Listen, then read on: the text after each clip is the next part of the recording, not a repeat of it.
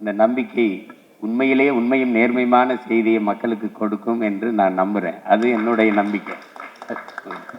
Fascism is nothing but அது என்ன பண்ணும் அப்படின்னு ரசல் பெட்ரான் சொல்கிறார் அப்படின்னா, நான் செல்போன் பிரியர் என்று சொல்லிவிட்டால் இந்த செய்தி, நான் பேசுகின்ற செய்தி மற்றவர்களை விட மிக வேகமாக சென்றடையும் என்ற நம்பிக்கை எனக்கு இருக்கிறது.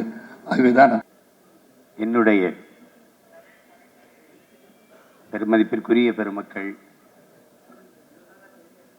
தலைவர்கள், உறவுகள் எல்லோரும் ஒரு சேர அமர்ந்திருக்கிற இந்த அரங்கிற்கு என்னுடைய அன்பும் வணக்கமும்.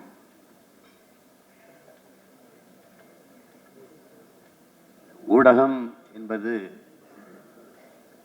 சமூகத்தின் கண்ணாடி. தெரியும், இன்னைக்கு ஊடகங்கள், பெரும்பாலும் ஊடகங்கள் ஒரு முதலாளிகளினுடைய கையில் இருக்குது, இல்லைன்னா அரசியல் தலைமைகளினுடைய கையில் இருக்குது. அதனால ஒரு சார்பு செய்தியவே மக்களுக்கு கொண்டு போகிற இயல்பு நிலை இருக்கு. இந்த மாதிரி காலகட்டத்தில் ஒரு நம்பிக்கைக்குரிய ஊடகமாக இந்த நம்பிக்கையை என்போன்றவர்கள் பார்க்கிறோம். இந்த நம்பிக்கை என்பது ஒரு ஒரு வார்த்தை இல்லை. உங்களுக்கு உலகில் பல்வேறு மாறுதல்களை ஏற்படுத்திய ஒரு சொல்லது. ஆதியில மனிதன் காடுகளில் வாழும்போது இலைதலையை ஆடையாக அணிந்து கொண்டிருக்கும் போது அவன் சிலந்தியை பார்க்கிறான். அந்த சிலந்தி தன் வலையை பின்னுவதை பார்த்து ஏன் இதுபோல நாம் ஆடையை பின்ன முடியாது என்று எண்ணுகிறான். அது அவனுடைய நம்பிக்கை. விண்ணில் பறவைகள் பறப்பதை பார்க்கிற போது ஏன் இதுபோல நாமும் பறக்கக்கூடாது, பறக்க முடியாது என்று ஆழ்வர் வைட்டும் எல்வர் வைட்டும் நினைக்கிறான். அது அவனுடைய நம்பிக்கை. பறக்க முடியும்னு நினைக்கிறான். தொலை தூரத்தில் ஒருவனோட நாம் தொடர்பு கொள்ள முடியும் என்று கிரகாம்பல் நினைக்கிறான். அது அவனுடைய படைக்கிறான், அவனுடைய நம்பிக்கை. அது மாதிரி என்போன்றவன் நம்புகிறோம். இந்த நம்பிக்கை உண்மையிலே உண்மையும் நேர்மையான செய்தியை மக்களுக்கு கொடுக்கும் என்று நான் நம்புகிறேன். அது என்னுடைய நம்பிக்கை. எது ஒன்றுமே உங்களுக்கு நம்ம பார்த்த வரைக்கும் ஒரு மனிதன் இன்னொரு மனிதனுக்கு கொடுக்க வேண்டியது ஒன்றே ஒன்றுதான் இருக்கு, நம்பிக்கை. ஒரு மனிதன் இன்னொரு மனிதனின் முதுகுக்கு பின்னாடி செய்ய வேண்டியது ஒன்றே ஒன்றுதான், தட்டி கொடுக்கறது. அதுதான் நம்ம செய்யறதில்ல. எல்லாம் தள்ளி விடுறதெல்லாம் இருக்கும், தட்டி கொடுக்கறதுல இல்லை. இங்கே பேசியவர்கள் சொன்னாங்க, இது மலேசியா, அப்போ சிங்கப்பூர், இந்தியா, இப்படி பல நாடுகளில் கிளை பரப்புதுன்னு. கிளை பரப்பக்கூடாது, வேர் பரப்பணும். அதுதான் முக்கியம். இங்கே வேர் பரப்புனா தான் கிளை பரப்ப முடியும். அப்படி ஆழமான வேர் பரப்பு தான் நான் பார்க்குறேன். பெருமதிப்பிற்குரிய பெருமகன் சரவணன் அவர்கள் பேசினதை நம்ம பார்த்தோம். அது மலேசியாவில் எவ்வளவு சிறப்புற இந்த இணையம் இயங்குது, இளையதளம், இந்த ஊடகம் இயங்குதுங்கிறத அவங்க சொன்னாங்க, பதிவு பண்ணாங்க. அப்போ நானும் இதை பலமுறை வாச்சிருக்கேன். இங்கே இருக்கிற சாகுல் அவர்கள் எனக்கு மிகவும் நெருக்கமான உறவு. அதுபோல் இந்த நிகழ்வுக்கு வரணும்னோடனே எந்த மறுப்பும் இல்லை. அதுக்கு மேலே எல்லாத்துக்கும் மேலே எங்கள் அண்ணன் நீங்கள் வாங்கினாங்க, அதுக்கு பேச்சே கிடையாது. அது இந்த இவ்வளோ பேர் நிறைந்திருக்கிற இந்த நிகழ்வில் பங்கேற்றதில் எனக்கு பெருமையும் மகிழ்வும் அதில் இருக்குது. எடுத்த உடனே எங்களுடைய நோக்கம் அப்படின்னு இருக்குது. உண்மையும் நேர்மையுமாக நல்ல செய்திகளை, கலை, இலக்கியம், அது சார்ந்த சிறந்த கட்டுரைகள், படைப்புகள், கவிதைகள், ஆக்கப்பூர்வமான செய்திகள் எல்லாம் கொண்டு போய் சேர்ப்போம்னு சொல்லுது. அதை செய்தாலே போதும். அதை செய்வதற்குத்தான் இங்கு ஊடகங்கள் இல்லை. அதை செய்யும் என்பது நம்பிக்கை. அது எங்கள் எல்லோருடைய நம்பிக்கை. அப்படிப்பட்ட இந்த காலகட்டத்தில், இன்னைக்கு இப்போ தேர்தல் வருகிற காலகட்டத்தில் உண்மையும் நேர்மையுமாக நம்முடைய நம்பிக்கை ஊடகம் மக்களுக்கு சரியான செய்திகளை கொண்டு போய் சேர்க்கும் என்பதில் நான் அசைக்க முடியாத நம்பிக்கை வச்சிருக்கேன். காரணம், என்னுடைய சாகுல் மேலே நான் வச்சிருக்கிற நம்பிக்கை. இந்த நம்பிக்கை வெற்றி பெற்று நம் எல்லோருடைய நம்பிக்கையும் பெற வேண்டும். உலகெங்கும் பரவி வாழக்கூடிய தமிழர்களின் நம்பிக்கையை பெற வேண்டும் என்று உள்ளன்பு கொண்டு வாழ்த்துகிறேன். உங்கள் எல்லோருக்கும் என்னுடைய அன்பும் வணக்கம். நன்றி. நன்றி நன்றி. கண்டிப்பாக தமிழர்களுடைய நம்பிக்கை இது பெறும் அப்படின்ற நம்பிக்கை எங்கள் எல்லாருக்குமே இருக்கு. ஸோ அவரை தத்தோ இக்பால் அவர்களுக்கும் தத்தோ ஷாகுல் அவர்களுக்கும், குறிப்பாக இந்த நம்பிக்கை குளோபல் லான்ச் இன்னைக்கு அதிகம் தேவைப்படுகின்ற விதமாக, இந்த நம்பிக்கை தமிழில் சொன்னால் நம்பிக்கை விதைக்கக்கூடிய ஒரு நாளாக இந்த நாள் இருக்கின்றது. போராட்டமே யார் நம்பிக்கை யார் பெறுவதில் தான் இருக்கிறது. அது நம்முடைய செயல்பாடு, அது ஒவ்வொரு முறையும் அதை நிரூபித்துக் கொண்டிருக்கிறது என்பதை நாம் கண்கூடாக பார்க்கிறோம். இந்த நிகழ்வில் இந்த கட்சி அந்த கட்சி அப்படின்லாம் இல்லாமல், இந்த ஃபீல்டு அந்த ஃபீல்டெல்லாம் இல்லாமல் எல்லா ஆளுமைகளும், தேசிய தலைவர் பேராசிரியர் ஐயாவிலிருந்து வருகை தந்திருக்கின்ற உரையாற்றிருக்கின்ற அண்ணனிலிருந்து எல்லா பெரிய ஆளுமைகளும் இங்கே நம்ம எங்களுடைய சக சட்டமன்ற உறுப்பினர் சகோதரரும் இங்கே வந்திருக்கிறாங்க. எங்கள் கூட சட்டமன்ற உறுப்பினர் இருந்தவங்க எல்லாமே ரொம்ப சந்தோஷமான ஒரு நிகழ்வு. ஸோ இது இங்கே பேசியவர்கள்லாம் சொன்னது போல் ஊடகம் அப்படிங்கிறது நம்முடைய எண்ணத்தை எப்படி கொண்டு போக போகுது. குறிப்பாக நீங்கள் சோஷியல் மீடியா அப்படின்னு வரும்பொழுது பார்த்துட்டிங்கன்னா யதார்த்த தன்மையை நாம் இழக்கக்கூடிய ஒரு சூழலை அது உருவாக்கிடுச்சு. எதுக்கு நம்ம சிரிக்கிறோம், எதுக்கு நம்ம அழுகிறோம், அது அவங்களுடைய கற்பனைக்கு அது எப்படி அவங்க கொண்டு போய் அதன் மூலமாக அரசியல் செய்கிறார்கள் அப்படின்னா மனிதனுடைய அந்த ஒரிஜினாலிட்டி அப்படியே பார்த்தீங்கன்னா ஒரு கேள்விக்குறியாயிடுச்சு. உள்ளபடி என்ன எண்ணத்தில் அவர் சொல்கிறாரு அப்படிங்கிறது. ஸோ அந்த நம்பிக்கையை பெறக்கூடியவர்களாக நாம் இருக்க வேண்டும் என்று சொன்னால் களத்தில் நாம் எப்படி உழைக்கிறோம், அவன் இன்டென்ஷன் எப்படி இருக்குது அப்படிங்கிறத வந்து வெளிப்படுத்தக்கூடிய ஒரு மிகப்பெரிய ஒரு கருவி இந்த நம்பிக்கை அப்படிங்கிற இந்த சேனலை நான் மலேசியா நாட்டிற்கு அரசு பள்ளி மாணவ செல்வங்களை நான் கல்வி சுற்றுலாக்கு அழைத்து செல்லும் பொழுது அவங்க கேட்டாங்க, ஒரு அரை மணி நேரம் எங்களுக்காக நீங்கள் டைம் கொடுங்க, மலேசியா மக்களோட நீங்கள் உரையாற்றிட வேண்டும் என்று சொன்னபொழுது உடனடியாக நான் ஒப்புக்கொண்டு அங்கே நான் உரையாற்றினேன். அப்போ வந்து ஷாகுல் சொன்னாங்க, இது இங்கே மட்டும் இல்லை, இது தொடர்ந்து இது பல நாடுகளையும் நாங்கள் இதை கொண்டு செல்கின்ற அந்த பணியில் நாங்கள் ஈடுபட போகிறோம் அப்படின்னு சொன்ன பொழுது நல்ல விஷயம், சீக்கிரம் பண்ணுங்கன்னா இன்னைக்கு அதுக்கான ஒரு நாளாக இந்த நாள் அமைந்திருக்கிறது என்று தான் நான் பார்க்கின்றேன். தொடர்ந்து இங்கே பேசிய நம்முடைய அண்ணன் சீமானன் சொன்னது போல உள்ளதை உள்ளபடி சொல்லுங்க, மற்றபடி மக்கள் அதை அவங்க நாங்கள் அசஸ் பண்ணட்டும். இப்போ நம்ம பல விஷயங்கள் பேசும்பொழுது அரசியல் ரீதியாக பேசும்பொழுது ஒவ்வொருத்தரும் பார்த்தீங்கன்னா இப்போ இந்த ஃபாசிசம் அப்படிங்கிற ஒரு வார்த்தையை பயன்படுத்துறாங்க. இந்த ஃபாசிசம் இஸ் நத்திங் பட் அது என்ன பண்ணும் அப்படின்னு ரசல் பெட்ரான் சொல்றாரு அப்படின்னா, ஊடகம் அப்படிங்கிறது பார்த்தீங்கன்னா முட்டாள்கள் முதல்ல தன் வசப்படுத்திடும், தன்னுடைய பேச்சின் மூலமாக கொண்டு வருகின்ற கவர்ச்சியின் மூலமாக கொண்டு வந்ததுக்கு அப்புறமேட்டு புத்திசாலிகளை வாயடைக்க வச்சிருவாங்க. ஸோ அப்படி இருந்து விடாமல் மக்கள்கிட்ட சொல்ல வேண்டியதை சொல்லுங்க. நீங்க தவறுக்கு யாராக இருந்தாலும் எல்லாமே சரியான பாதையில் போறாங்க நம்ம சொல்ல முடியாது. தவறுகள் சில நேரத்தில் எங்கள் ஆங்கிளில் நாங்கள் செய்வது சரியாக இருக்கணும், அதை பல நேரத்தில் நீங்கள் இல்லை நீங்கள் போகிறது தவறான பாதை, இது இப்படி நீங்கள் மாற்றிக்கொண்டால் சரியாக இருக்குன்னு சொல்லும்பொழுது அதை திருத்தி கொள்ள வேண்டியதுதான் ஒரு மனிதனுடைய பண்பாக இருக்க வேண்டும் என்று நாங்கள் நினைக்கிறோம். ஸோ அப்படி செய்யும்பொழுது அதற்கான நம்பிக்கையான அந்த அளவீடுங்கிறது எங்கே வந்து நிற்குதுன்னா 5 வருஷம் கழித்து தேர்தல் அப்படின்னு ஒன்று வரும்பொழுது அங்கே நிற்குது. ஸோ அன்றைக்கும் நாங்கள் அந்த நம்பிக்கையை நாங்கள் பெறுகிறோமா அப்படிங்கிறது தான் இருக்குது. இது யாரும் யாரை கையை பிடிச்சி இழுத்து எங்கள் பக்கம் வாங்கலாம் சொல்ல முடியாது. ஒவ்வொருவருக்கும் ஒவ்வொரு விதமான ஆங்கிள். ஸோ அந்த நம்பிக்கை பெறக்கூடியவர்களாக நாம் அனைவருமே இருப்போம். அதிகப்படியான நம்பிக்கை யாருக்கு வழங்கிட வேண்டும் என்பதை மக்கள் முடிவு செய்வார்கள் என்று சொல்லி வருகை தந்திருக்கின்ற அனைத்து ஆளுமைகளோடு சேர்த்து நானும் இந்த நம்பிக்கை சேனலுக்கு என்னுடைய வாழ்த்துக்களை நான் சார்ந்திருக்கின்ற இயக்கத்தின் மூலமாக நான் தெரிவிக்க கடமைப்பட்டிருக்கின்றேன். தொடர்ந்து பயணிப்போம். உங்களுக்கு எந்த ஒரு உதவியாக இருந்தாலும் செய்வதற்கு இந்த அரங்கத்தில் இருக்கின்ற ஒவ்வொரு ஆளுமைகளும் நாங்கள் காத்து கொண்டிருக்கின்றோம். ஏன்னா ஒரு தமிழனாக அங்கே மட்டும் நீங்கள் கோல் வச்சுன்னா பத்தாது, இது உலகம் முழுவதும் நீங்கள் சென்றடைய வேண்டும். அதற்கு உறுதுணையாக என்றைக்குமே நாங்களும் இருப்போம் என்று சொல்லி உங்களுக்கு இந்த நேரத்தில் எங்களுடைய வாழ்த்துக்களை தெரிவித்து இந்த உரையை நிறைவு செய்கிறேன். நன்றி, வணக்கம். நம்பிக்கை மலேசியாவில் தொடங்கி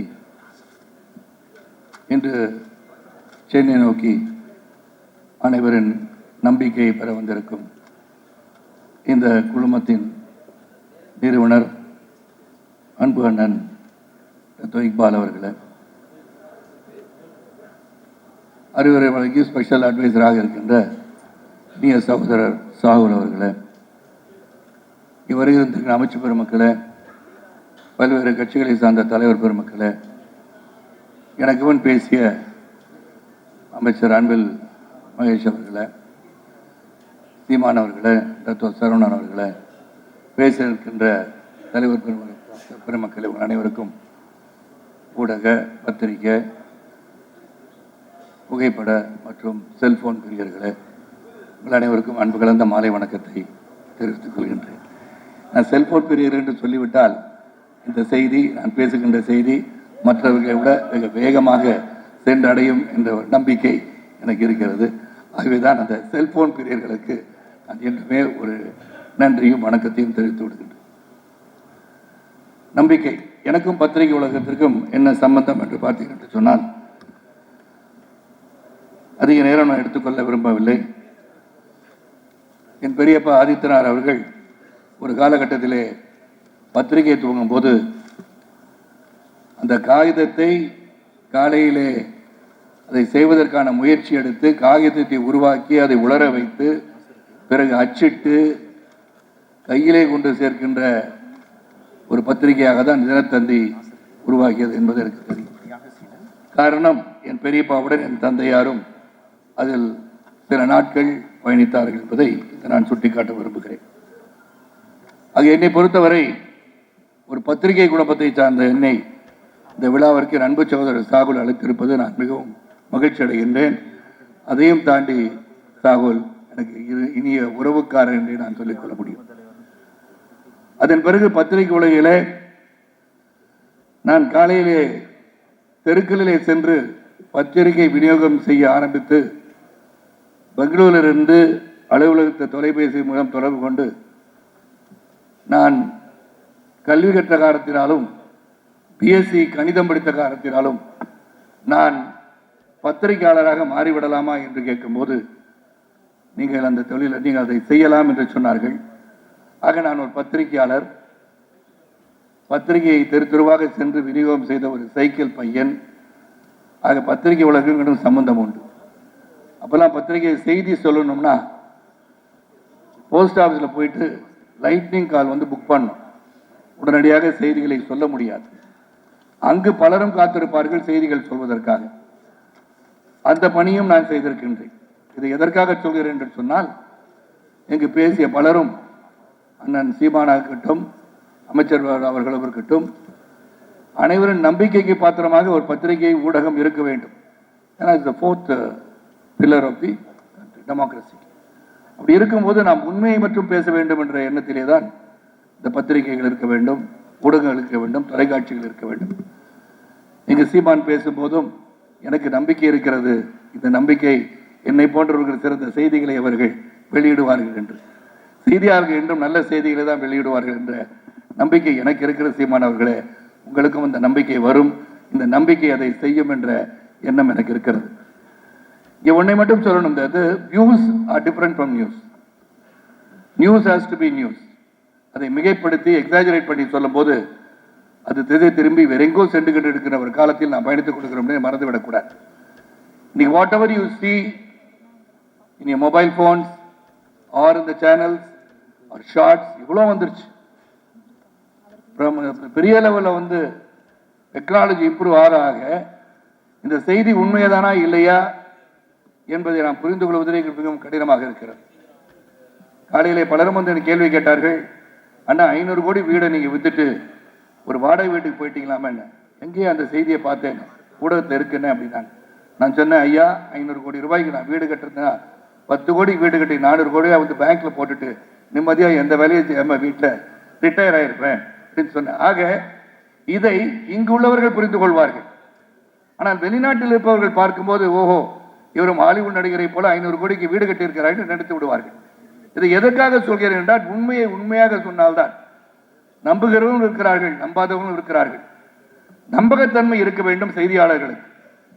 you should be educated, you should be knowledgeable.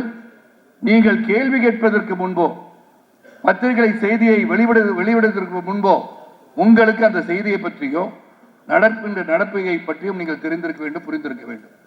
நான் சில பல சீமான பார்ப்பேன். இங்கு நான் பேசும்போது கட்சி சார்பற்று எந்த ஒரு கட்சிக்கு இல்லாமல் நான் பொதுவாக பேசும்போது சீமான் கேட்கிற சில சமயம் நான் பார்ப்பேன். கோபமாக கேட்பார், நீங்க அந்த செய்தியை பார்த்தீங்களான்னு கேட்பார். நமக்கு அந்த கேள்வி கேட்கணும்னு ஆசை தோணும். ஏன்னா உங்களுக்கு தெரிந்திருப்பதை நீங்கள் கேட்கிறீர்களா, இல்லை எங்களிடமிருந்து தெரிந்து கொள்வதற்காக நீங்கள் கேட்கிறார் என்று புரிவதற்காக அந்த கேள்வி எழுகிறது.